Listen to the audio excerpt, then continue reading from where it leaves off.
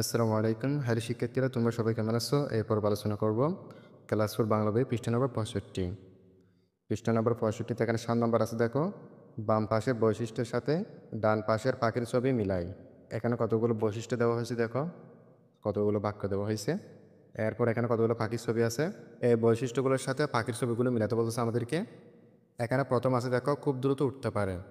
কোন পাখি উঠতে পারে? বুলবুলি। এই যে এটা হচ্ছে বুলবুলি পাখি, আমরা এর সাথে মিল করব, এভাবে মিলাতে পারি আমরা। এরপর এখানে আছে দেখো, শিকড় বাকড় দিয়ে বাসা বানায় কোন পাখি? দোয়েল পাখি। আমরা দোয়েল পাখির সাথে কি করব? মিল করব। এরপর এখানে আছে দেখো, লেজ নাড়িয়ে টুটি করে শব্দ করে উড়ে বেড়ায় টুনটুনি পাখি। এটি হচ্ছে টুনটুনি পাখি, আমরা এর সাথে মিল করব। এরপর এখানে আছে লোকালয় এদের প্রিয় জায়গা। কোন পাখি? চড়ুই পাখি। এগুলো হচ্ছে চড়ুই পাখি, আমরা এভাবে মিল করব।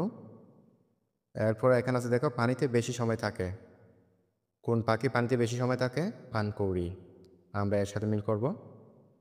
এরপর এখানে দেখো 8 নম্বর আছে ব্যবহার শিখি। এখানে টি, ঠা, খানা, খানি, এটি, ওটি, এগুলো, ওগুলো, এগুলোর ব্যবহার শিখবো আমরা। এখানে টি দিয়ে দেখো, টি দিয়ে একটি বাক্য উদাহরণ দেখো এখানে।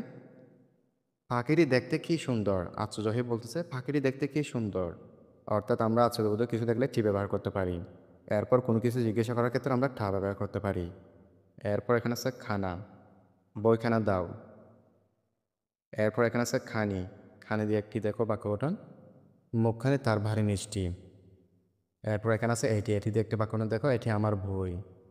এখানে ওটি দিয়ে একটি বাক্য গঠন দেখো, ওটি কার বই।